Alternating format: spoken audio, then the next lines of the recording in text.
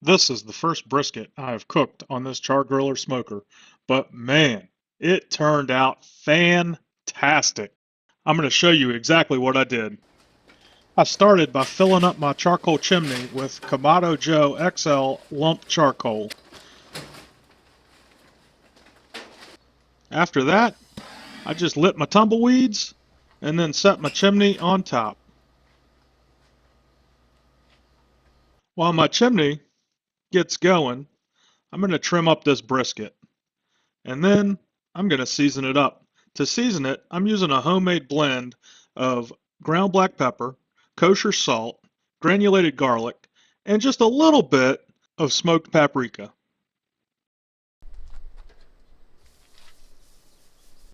With the charcoal dumped in the firebox and the grill coming up to temperature, I'm ready to put my brisket on.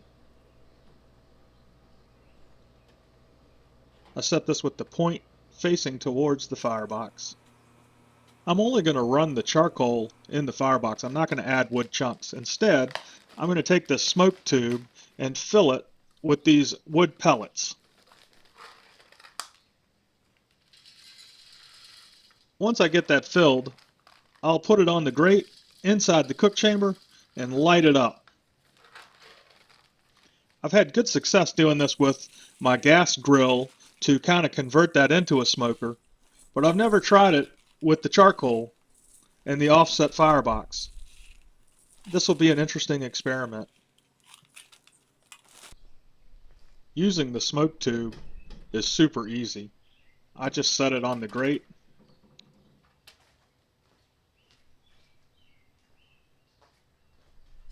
And then I get my torch out and just light it up. I burn it for a few seconds until everything is glowing red and flames are shooting up. And then from there, it'll just slowly burn across the tube, producing smoke.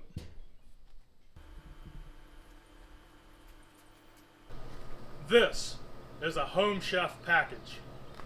It contains bacon-wrapped, cream cheese stuffed jalapenos. And it's gonna be delicious.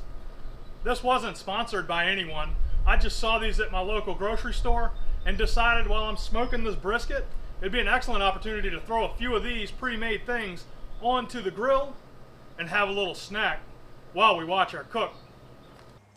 So I just line these up on the grate and then close the lid. And 2 to 2.5 hours or so later, I didn't really time it. I just checked it every hour or so. And when the bacon looked done, I got them off the grill. This brisket has been rocking steady at about 300 degrees at the top.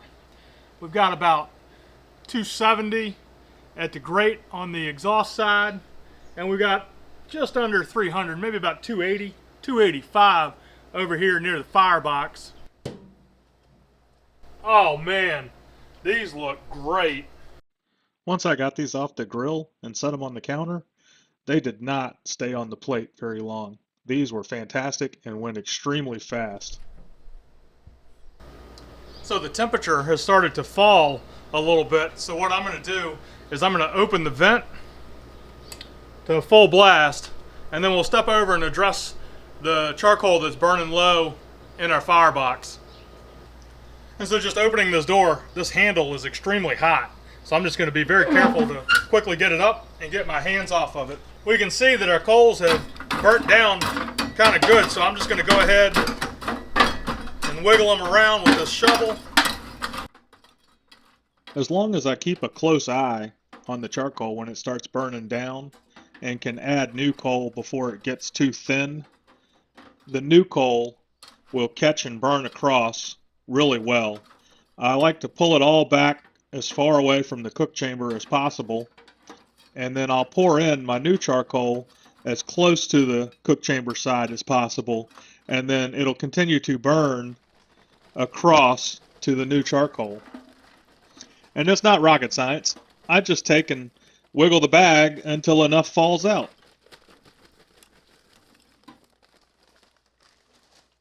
All right, now that we've added more coals, we'll just close that lid back down. I'll give it a little while to let it get going and get it hot again, and then I'll close my vents back down. Now that we've come back up to temperature with the addition of our new coals, I'm just going to bump this back up to about where I had it, which was about 2/3 of the way closed. And then we'll just get this one set up too. Our brisket's been on here for 6 hours, so I'm going to open it up. We're going to get a thermometer on it, check the internal temperature, and see how close we are to wrapping. I want to wrap around 165 to 175, and I'm going to wrap with pink butcher paper. After 6 hours, we're right at about 171. It's time to wrap.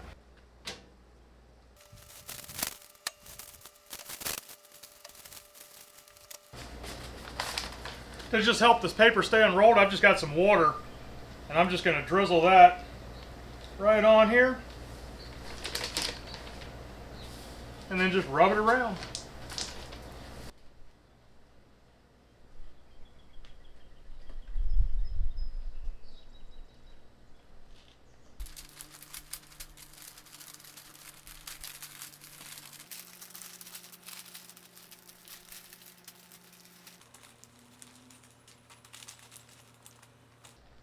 We're all wrapped up. I'm going to put my thermometer back in, and this way I'll know when the internal temperature hits between 200, 205, somewhere around in there, and then she'll be ready to come off the smoker and overnight into the oven.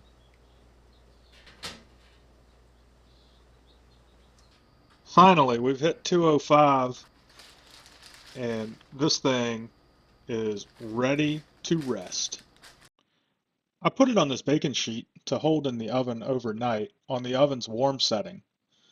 The bottom bark turned out extra crisp due to it sitting directly on the pan and the pan holding heat.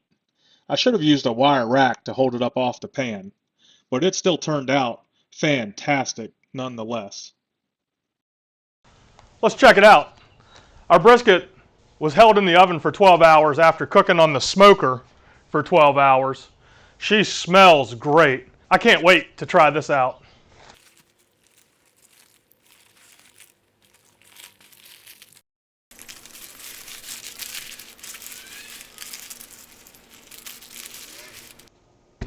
Oh yeah, look at that jiggle. Got a little wiggle wiggle. It's gonna be real good. All that's left to do is just to slice into this and try it. While I'm getting this sliced up, to taste it, drop me a comment below and let me know what you think of this cook. Also, while you're down there, smash the like button and hit the subscribe button. Oh yeah, nice smoke ring.